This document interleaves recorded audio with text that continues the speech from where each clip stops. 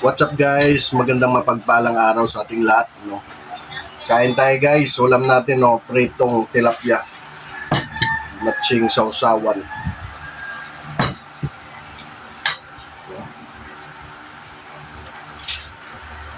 Kain lang ng kain guys, no. Hanggat hindi pa bawal. Baka kasi guys, pinagbawalan na eh. Hindi na pwede kumain ng pritong isda kasi mataas yung uric, cholesterol, no? Kaya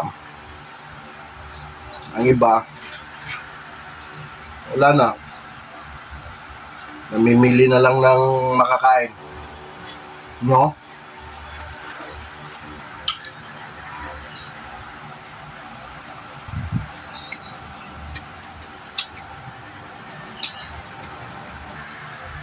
Lamig ang tilapia ba? Gikan Gibong River.